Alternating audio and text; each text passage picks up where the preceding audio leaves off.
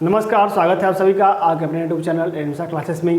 साथियों, आज हम अध्ययन करेंगे बीएड द्वितीय सेमेस्टर के प्रथम प्रश्न पत्र समसामयिक भारतीय शिक्षा या समकालीन भारतीय शिक्षा।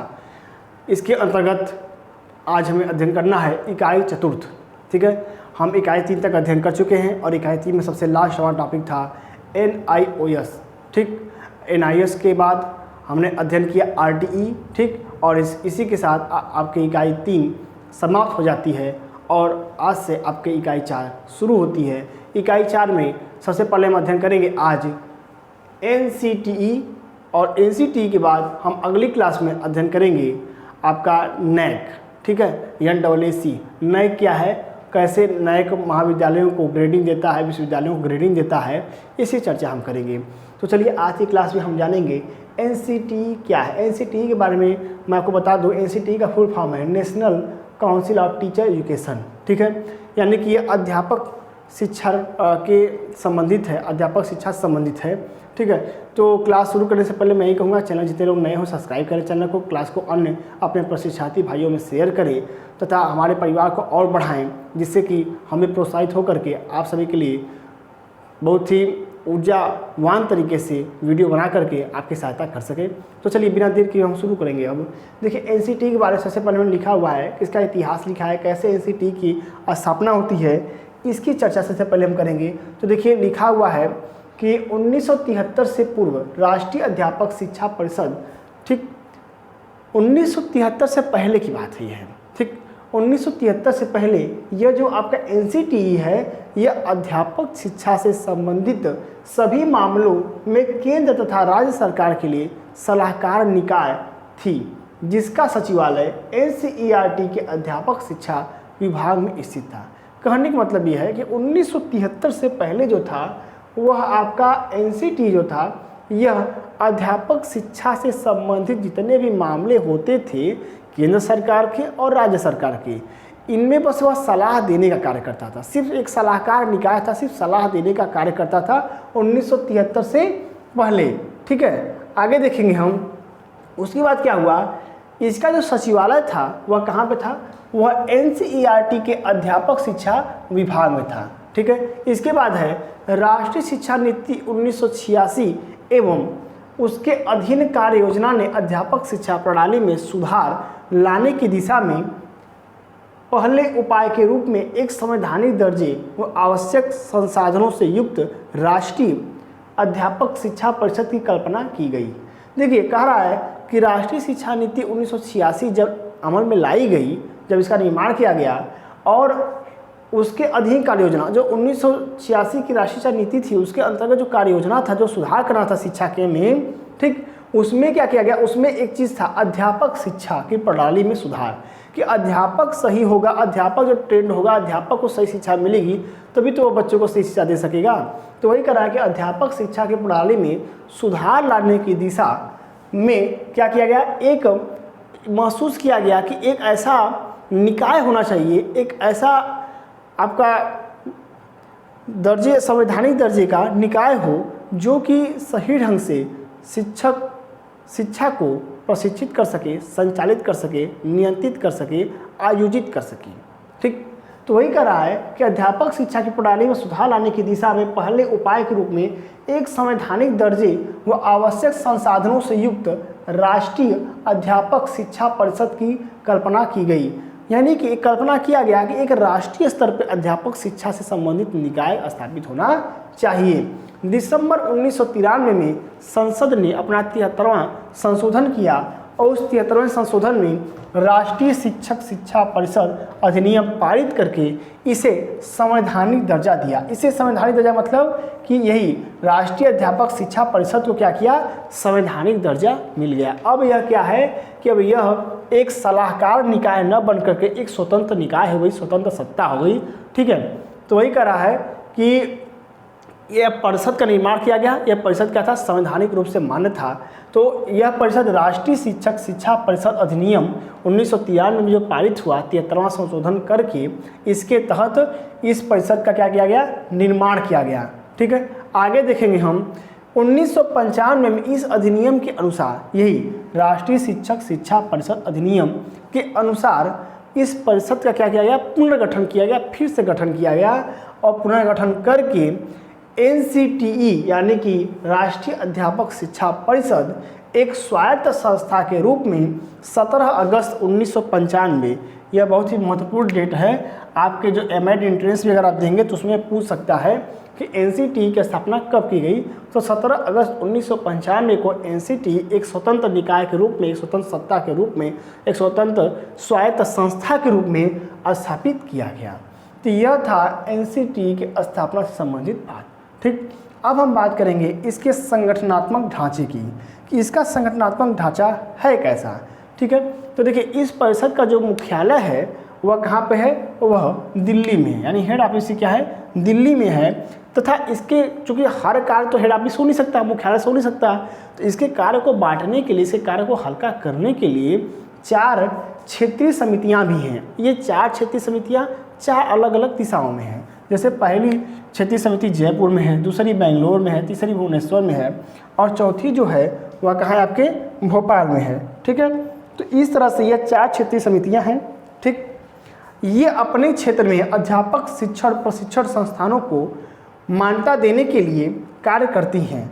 हमने पहले बता दिया कि चारों दिशाओं में है, तो यही कह रहा है कि यह जो क्षेत्रीय समितियां हैं अपने अपने क्षेत्रों में जो शिक्षक प्रशिक्षण केंद्र खुलने वाले हैं या खुले हुए हैं उनको मान्यता देती है या उनकी मान्यता की जांच करती है तथा शिक्षक शिक्षा प्रशिक्षण यह कैसे प्रदान किया जाए इसका निर्धारण करती हैं।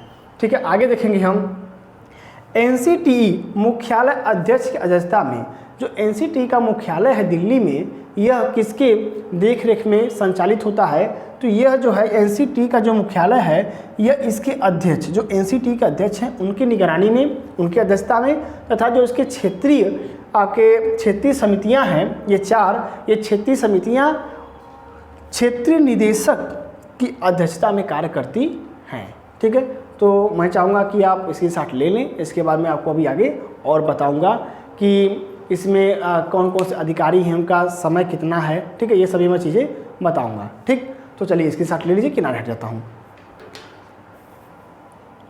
नोट्स बनाते चलिए, समझते चलिए, कुछ है नहीं ज़्यादा, बस समझ लेंगे सारी चीज़ें हो जाएंगी। हो गया होगा उम्मीद करता हूँ। ठीक है, देखिए NCTE बहुत ही महत्वपूर्ण है, इससे प्रश्न आपके आते हैं। अगर आप एमएड आपको आगे करना है और किसी भी यूनिवर्सिटी के, चाहे विद्यापीठ हो या फिर कोई यूनिवर्सिटी हो, उसमें अगर आपको एंट्रेंस देना है तो उसमें आपको यह पढ़ना पड़ेगा और यह पढ़े रहेंगे आप तो आपको कहीं ना कहीं काम जरूर देगा। और मैं आपको ये बता दूं कि अगर आप एजुकेशन से नेट देते हैं तो उसमें भी आपको काम देगा। तो ये सभी चीज़ें अच्छी हैं और इनको आप ये मत समझिए कि सिर्फ बीएड में ही काम देगा, यह बीएड के बाद ही काम देगा।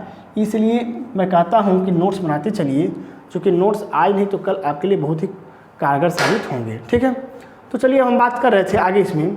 देखिए इसमें वर्तमान में इस संस्था में कितने 3 पूर्णकालीन अधिकारी हैं। ठीक, 3 पूर्णकालिक,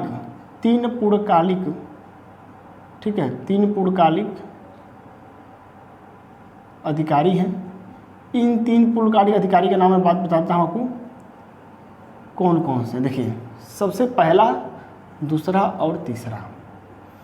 सबसे पहला जो पूर्णकालिक अधिकारी है वो है अध्यक्ष। ठीक, दूसरा है उपाध्यक्ष, अध्यक्ष, दूसरा है उपाध्यक्ष और तीसरे हैं सेक्रेटरी, यानी कि जिनको हिंदी बोलते हैं हम सचिव महोदय। ठीक, ये गांव वाले सचिव नहीं हैं। ठीक है, जो सेक्रेटरी साहब गांव वाले हैं वो ये नहीं है। तो ये 3 पूर्णकालिक अधिकारी, अध्यक्ष, उपाध्यक्ष और सचिव, ये 3 पूर्णकालिक अधिकारी हैं और इनका जो कार्यकाल है वह इन तीनों का कार्यकाल 4 साल का है। ठीक, इन सबकी नौकरी 4-4 साल के लिए फिक्स कर दी गई है। ठीक है, इसके अतिरिक्त, इन तीनों के अतिरिक्त, ये 3 तो हो गए। ठीक है, 52 अन्य, ठीक है, 52 अन्य क्या है, सदस्य हैं NCTE में। छोटी बड़ी बात तो है नहीं भाई, अध्यापक शिक्षा की बात हो रही है, अध्यापक शिक्षा के शिक्षण की बात हो रही है, प्रशिक्षण की बात हो रही है, तो भाई गुणवत्तापूर्ण चीज़ें तो होनी चाहिए। तो भाई 3 लोग थोड़े संभाल पाएंगे इसको। ठीक, तो 52 अन्य सदस्य भी हैं और 52 अन्य सदस्यों में क्या है, कुछ सदस्य जो हैं वह क्या है, पदेन हैं। ठीक, कुछ सदस्य पदेन हैं और कुछ सदस्य क्या हैं, वह आपके मनोनीत हैं। ठीक, मनोनीत हैं और कुछ पदेन हैं। तो सबसे पहले मैं पदेन सदस्यों की बात करूंगा, उसके बाद मनोनीत सदस्यों की बात करूंगा। ठीक है, तो पदेन सदस्य में मैं सबको तो नहीं बता सकता, लेकिन कुछ प्रमुख मैं बता दे रहा हूँ। ठीक, जैसे कि पदेन में आपका आएंगे सीबीएसई के अध्यक्ष, सीबीएसई के अध्यक्ष महोदय। ठीक है, सीबीएसई का फुल फॉर्म आप जानते ही होंगे, बताने की आवश्यकता है नहीं। ठीक है, तो सीबीएसई के अध्यक्ष हो गए वित्त सलाहकार। ठीक, वित्त सलाहकार यानी कि जो वित्त के मामले में सलाह देते हैं उनको वित्त सलाहकार बोलते हैं। तो वित्त सलाहकार हो गए। इसके बाद आपका आएगा यूजीसी के अध्यक्ष जो हैं, यूजीसी के अध्यक्ष, यह भी इसके पदेन सदस्य हैं, अध्यक्ष। ठीक है, यूजीसी के अध्यक्ष हो गए। यूजीसी के अध्यक्ष के बाद इसमें आपका आ जाएगा केंद्रीय सलाहकार, केंद्रीय शिक्षा का सचिव। ठीक है, केंद्र सरकार का, ठीक, केंद्र सरकार का सचिव। तो सब सर बंद कर दीजिए, केंद्र सरकार का सचिव। ठीक है, अब केंद्र सरकार का जो सचिव है वह भी क्या है, वह भी इसका पदेन सदस्य है। ठीक, केंद्र सरकार का सचिव हो गया।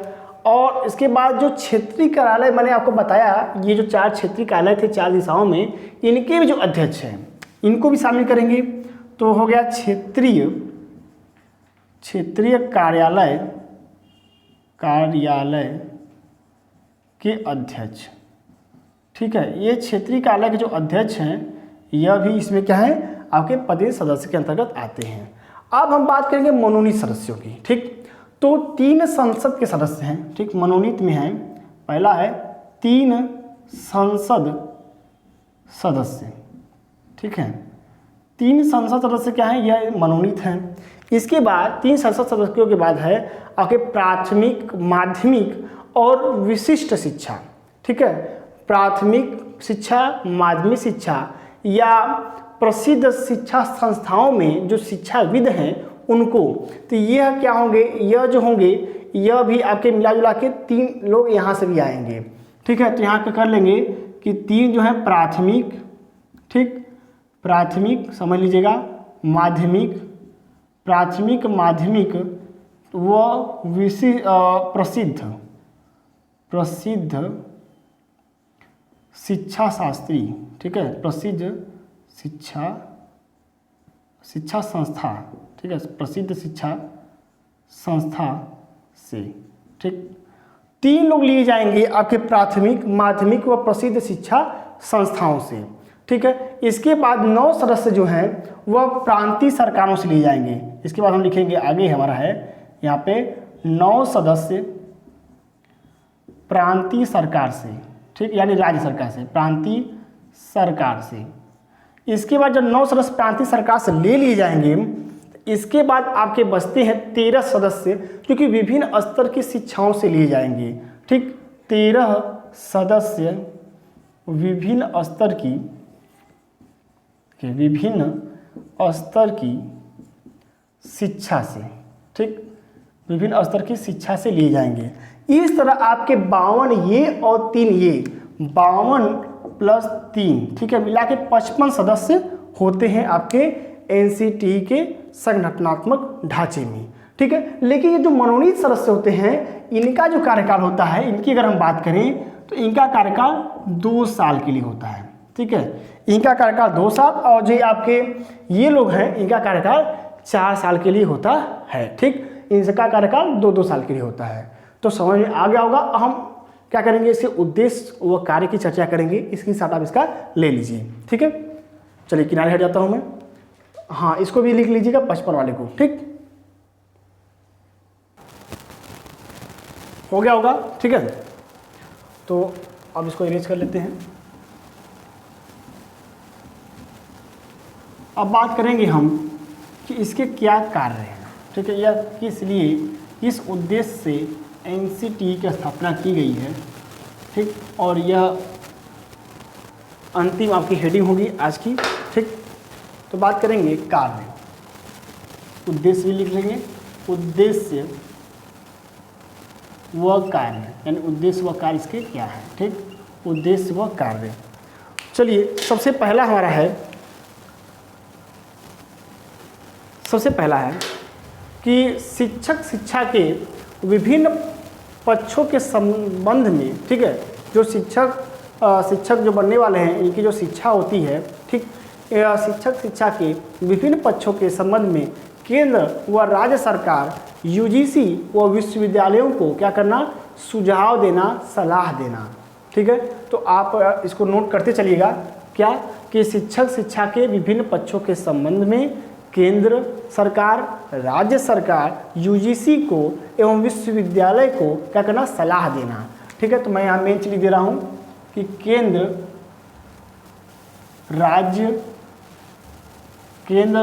व राज्य सरकार, केंद्र व राज्य सरकार, यूजीसी यानी यूनिवर्सिटी ग्रांट कमीशन, जानते हैं विश्वविद्यालय अनुदान आयोग, ठीक, यूजीसी को व विश्वविद्यालय को, ठीक, व विश्वविद्यालय को सुझाव देना या सलाह देना। ठीक, यह इसका पहला क्या है, कार्य है। और इसी सुझाव या सलाह देने के उद्देश्य से इसकी स्थापना की गई थी एनसीटी की। ठीक है, अब हम दूसरी बात करेंगे। दूसरा क्या है, ठीक, देखिए दूसरा है कि संपूर्ण शिक्षक शिक्षा संस्थाओं के लिए मानदंड निर्धारित करना। ठीक, यानी जो प्रशिक्षण कॉलेज हैं, हम सीधी सी बात करेंगे, प्रशिक्षण संस्थाएं जो हैं, प्रशिक्षण संस्थाओं के लिए मानदंड, प्रशिक्षण संस्थाओं के लिए मानदंड निर्धारित करना। ठीक, मानदंड निर्धारित करना कि अगर आपको शिक्षा प्रशिक्षण संस्थान खोलना है, ठीक है, टीचर ट्रेनिंग कॉलेज खोलना है आपको, तो आपको ये मानदंड पूरा करना पड़ेगा। हवादार कमरे होने चाहिए, अग्निशमन यंत्र होना चाहिए, इतना एरिया में होना चाहिए, ये एक्टिविटीज़ करानी चाहिए। ठीक है, ऐसे। ठीक, तो ये हो गया दूसरा। अब ये विद्यालय के लिए मान लीजिए बात हो गई, क्या क्या मानदंड निर्धारित करेगा। इसी तरह शिक्षक शिक्षा, ठीक है, लिख देता हूँ यहाँ पे, शिक्षक शिक्षा संस्थाओं हेतु क्या करना, शुल्क निर्धारित करना कि कितना शुल्क लगेगा। ठीक है, शुल्क का निर्धारण करना, पाठ्यक्रम का निर्धारण करना कि क्या क्या पाठ्यक्रम, क्या क्या पढ़ाया जाएगा। ठीक, लेकिन हर यूनिवर्सिटियों के लिए देखिए एमएड, जैसे कि आपका एमएड ही मैं बात करूँ, एमएड क्या है, आपका शिक्षा क्या है, एक कोर्स है, शिक्षकों की शिक्षा के लिए क्या है, कोर्स है, प्रोफेशनल कोर्स है। बीएड भी आपका क्या है, यह भी आपका एक अलग से कोर्स है। ठीक है, इसको कि हम कहते हैं कि प्रोफेशनल कोर्स ये है, आपके ग्रेजुएशन से हट करके है। तो यही चीज़ कह रहा है कि जो शिक्षक शिक्षा संस्थाएं हैं, ठीक, इनके लिए क्या करना, शुल्क का निर्धारण करना कि कितना शुल्क लिया जाएगा, तथा अन्य विद्यालय जो गतिविधि आयोजित करेगा, जैसे कि परीक्षा फॉर्म है, ठीक है, या जो कुछ भी है, उसके लिए फीस कितना ले सकेगा, तो शुल्क का निर्धारण करना। पाठ्यक्रम सिलेबस का निर्धारण करना कि सिलेबस में क्या क्या पढ़ाया जाएगा, तथा सिलेबस में संशोधन की भी जिम्मेदारी इसी की है। तो शिक्षक शिक्षा संस्थाओं हेतु शुल्क, पाठ्यक्रम का निर्धारण तथा पाठ्यक्रम में संशोधन तथा पाठ्यक्रम में समय समय पर संशोधन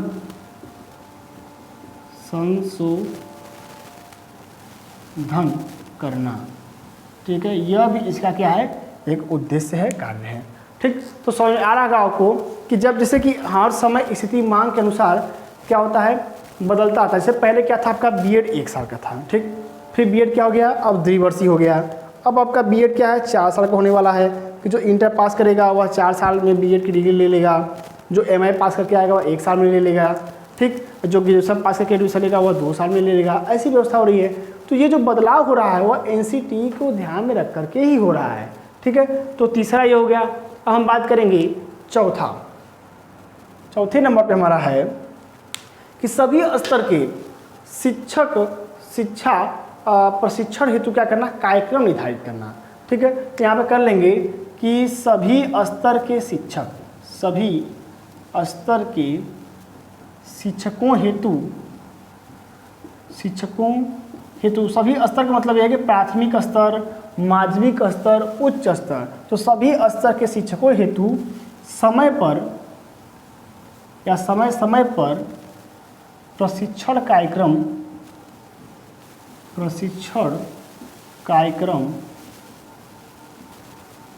का निर्धारण। ठीक है, जैसे कि आपके बीएड में ही है कि आप जब प्राइमरी के टीचर बनने जाएंगे तो आपको एक ब्रिज कोर्स करना होगा 6 महीने का। इसका निर्धारण किसने किया, एनसीटी ने किया। तो वही करा कि सभी स्तर के शिक्षकों हेतु समय समय पर प्रशिक्षण कार्यक्रम का निर्धारण करना। यह शिक्षक बन जाने की बात करा कि अगर शिक्षक बन जाते हैं फिर भी आपको समय समय पर क्या करना पड़ेगा, प्रशिक्षण कार्यक्रम में भाग लेना पड़ेगा। ठीक है, आगे है 5वें नंबर पे हमारा व्यवसायीकरण से संबंधित है। 5वां हमारा कि जो शिक्षक शिक्षा, ध्यान देंगे यह बहुत ही जरूरी है, शिक्षक शिक्षा का व्यवसायीकरण पर रोक लगाना, व्यवसायीकरण पर रोक। जैसे कि क्या होता है, कुछ लड़के हैं एमएड में एडमिशन ले लेंगे, ठीक है, बीएड में एडमिशन ले लेंगे और पहले बात कर लेंगे कि हम क्लास करने नहीं आएंगे। ठीक है, आप हमारा अटेंडेंस लगा दिया करिए। तो ऐसे छात्र क्या होंगे, और जब उनके पास बीएड की मार्कशीट जाएंगे तो कहेंगे हम बेरोजगार हैं। ठीक, हम बेरोजगार हैं, हमारे पास रोजगार नहीं है। अरे आपने ट्रेनिंग लिया ही नहीं अच्छे से। अगर ट्रेनिंग आपने अच्छे से लिया होता तो किसी प्राइवेट संस्थान में जाकर के भी अच्छी खासी तनख्वाह पा सकते थे। आपके पास टीचिंग स्किल है ही नहीं। ठीक, अच्छा, अभी एक कमेंट आया था कि बीएड की जो सिलेबस है यह फालतू है, कोई मतलब नहीं इसका है। लेकिन मैं बता दूं कि बीएड का सिलेबस कोई भी फालतू नहीं है, बहुत ही अच्छा है। बीएड का सिलेबस इतना अच्छा है कि मैं जब अपने विद्यालय में गया था तो मैं उस समय एक छात्र नेता के रूप में गया था, और जब मैं बीएड करके वापस आया तो मैं एक शिक्षक के रूप में वहाँ से निकला। ठीक है, प्रवेश लिया मैंने एक छात्र नेता के रूप में और मैं वहाँ से निकला एक शिक्षक के रूप में। तो यह किसका देन है, यह बीएड कोर्स की ही देन है। तो ऐसा नहीं कि बीएड के जो कोर्स में जो सिलेबस है वह सब क्या फालतू है, जो स्किल सिखाई जाती है वो सब फालतू हैं, सिलेबस में जो सब पढ़ाया जाता है आपको एनसीटी और बाकी सारी चीज़ें जो आरटी हैं वो सब बेकार है। ऐसा नहीं है, आप पढ़ते नहीं हैं मन लगा करके, इसलिए आपको बेकार लगता है और दोष देंगे आप बीएड के सिलेबस को कि यह बेकार है। आप ढंग से खुद नहीं पढ़ते हैं, ऐसा कमेंट आया था तब मुझे कहना पड़ रहा है। ठीक, खैर अलग की बात नहीं कर रहा। शिक्षा का व्यवसायीकरण रोकना, यानी इसको व्यवसाय बना लिया गया है। जो शिक्षक शिक्षा का प्रशिक्षण दिया जा रहा है इसको व्यवसाय बना लिया गया है कि आप हमारे यहाँ एमएड में आइए, हमारी सीट फुल कर दीजिए, 50 सीट हमारे यहाँ है, सीट फुल कर दीजिए, आप क्लास करने मत आइएगा, कोई बात नहीं है। तो क्या ये एक व्यवसाय बन गया, जबकि क्या होना चाहिए, रेगुलर क्लास करनी चाहिए और जो भी बाकी सारी चीज़ें उन सबका ज्ञान कराना चाहिए। लेकिन ऐसा होता नहीं, क्या है, व्यवसायीकरण हो गया है। ठीक, आगे हम बात करेंगे 6वें नंबर पे कि शिक्षक शोध व नवाचार को प्रोत्साहन। इसका यह भी कार्य है कि जो शोध हो रहे हैं, शोध व नवाचार, जो नए नए तरीके अपनाए जा रहे हैं, इनको क्या करना, शोध व नवाचार को प्रोत्साहन। ठीक है, शोध और नवाचार को प्रोत्साहन दिया जाए। इनको जो छात्र शोध में लगे हुए हैं उनको और उत्साहित किया जाए, तथा शोध के जो स्तर हैं, ठीक, वह शोध का स्तर जो गिर रहा है आज के समय में, शोध स्तर को उन्नत बनाना। ठीक है, को उन्नत करना, उन्नतशील बनाना। ठीक, यानी कह रहा है कि शोध का स्तर दिन पर दिन गिरता जा रहा है। हमारा शोध किसी ने चुरा लिया या वहाँ से कुछ कॉपी कर लिए, वहाँ से कुछ कॉपी कर लिए, तो एक कॉपी पेस्ट का जो सिस्टम है इसको ख़त्म करके शोध के स्तर को उन्नतशील बनाओ। इसीलिए एक वेबसाइट है शोध गंगा, जितने भी लोगों के रिसर्च हैं इंग्लिश में हो या हिंदी में हो, वो सारे रिसर्च उस साइट पर अपलोड कर दिए गए हैं कि कोई भी अब कॉपी पेस्ट नहीं कर सकता। कुछ भी करेगा अगर 25% ज़्यादा मैच करता है तो उसका जो थीसिस है, जो सिनाप्सिस है, वो सब क्या किया गया, रद्द कर दिया जाएगा। ठीक है, तो वही कह रहा है। आगे हम बात करेंगे 7वें नंबर पे, ये हालांकि अच्छी चीज़ है। यह 7वें नंबर पे है कि जो संस्थान है शिक्षक प्रशिक्षण शिक्षक प्रशिक्षण संस्थान, शिक्षक प्रशिक्षण संस्थानों की जांच करना, ठीक है, तथा सुझाव देना,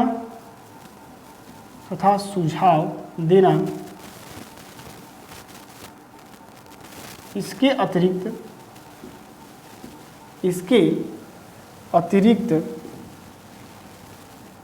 अतिरिक्त मानदंड न पूरा कर पाने वाले संस्थान की मान्यता रद्द करना, संस्थान की मान्यता रद्द करना।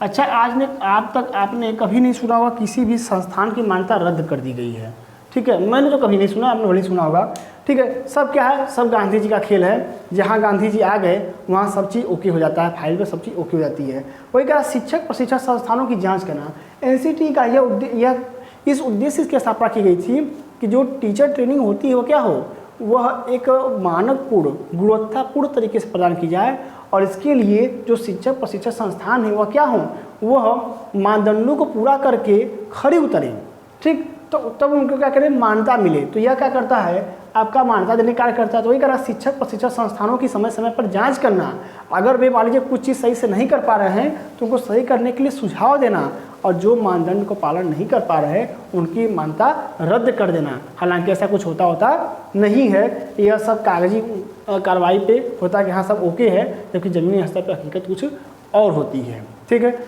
इसके और बात और है 8वें नंबर पे कि छात्र संख्या का निर्धारण करना, ठीक है। प्रशिक्षण संस्थान में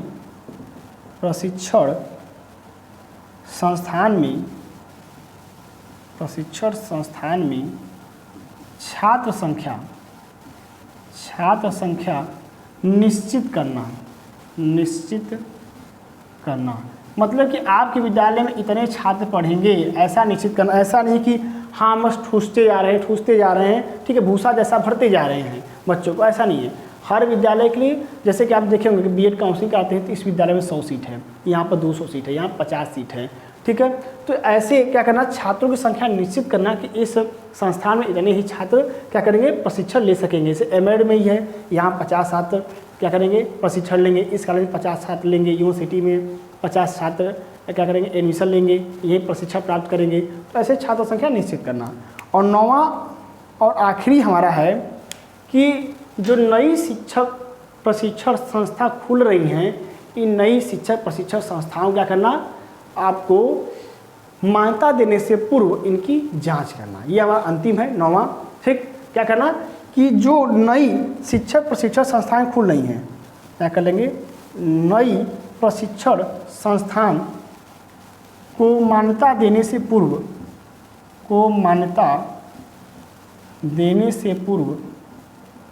ठीक जांच करना।